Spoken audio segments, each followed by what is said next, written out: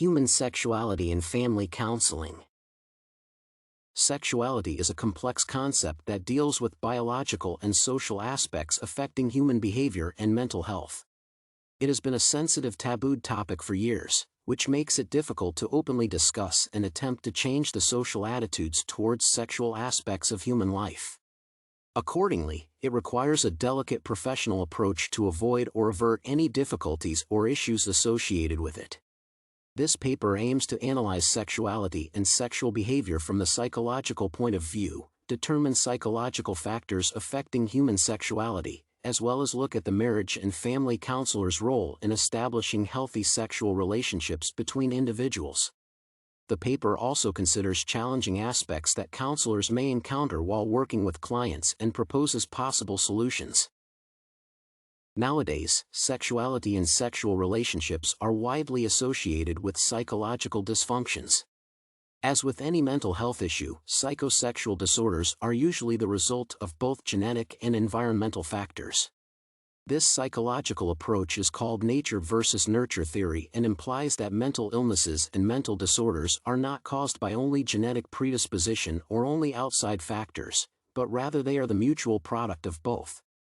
Studies have shown that even though the family history of mental conditions does have an essential part in developing mental illnesses, the environment and outside events are just as important.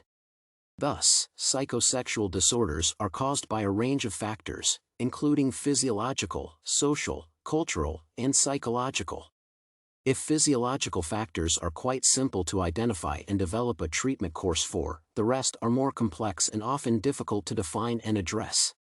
According to the research, the most common psychological factors affecting human sexuality are insufficient sexual education, anxieties around sexual performance, lack of self-confidence, disturbed family relationships, childhood trauma associated with abuse, or unpleasant prior sexual relationships. The psychological factors mentioned above often lead to psychosexual disorders, which are the type of unhealthy sexual behavior.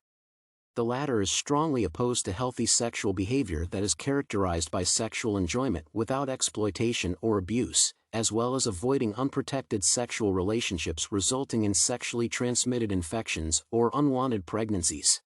Unhealthy sexual behavior may include having sexual intercourse without the partner's consent, sexual attraction to unusual objects, sadism, sexual addiction, or sexual aversion. Such behaviors often create tension and conflicts between partners, especially in married couples. They also affect the person's self-esteem and become a source of anxiety, stress, and even depression. It may also happen that people with abnormal sexual behavior do not realize that they have a problem. Then, the suffering falls down on the person's partner and even their close environment. Marriage and family counseling plays a crucial role in addressing sexuality and various issues associated with it, as well as in establishing healthy sexual behaviors.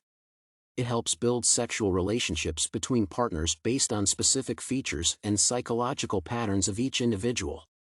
Counseling aims at reducing anxiety and uncertainty related to sexual relationships and helping to find intimacy enjoyable for both partners. Notably, as counseling sessions deal with sexual behavior, they must be conducted based on the knowledge of male and female reproductive systems anatomy, as well as the human sexual response cycles. Such knowledge allows the professional to build an appropriate therapy approach based on physiological differences in male and female sexuality, sources of pleasure, satisfaction preferences, and sexual needs. Keeping these specificities in mind, it is possible to reduce miscommunication, sexual frustration, and sexual dysfunctions mentioned above.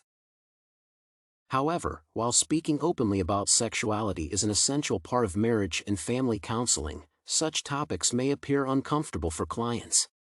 Thus, the counselor has to make a sensitive conversation go smoothly but still effectively.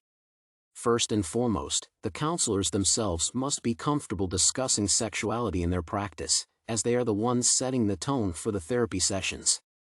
If a counselor is nervous and overall uneasy about the issues being discussed, their clients will inherit such an attitude, which will make the situation only worse.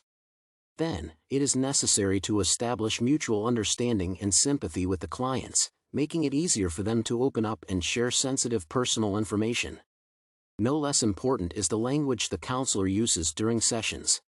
They should use neutral terms, ask questions in a non-judgmental manner, avoid stigmatization or other inappropriate behavior, as well as control their body language in order not to alienate clients.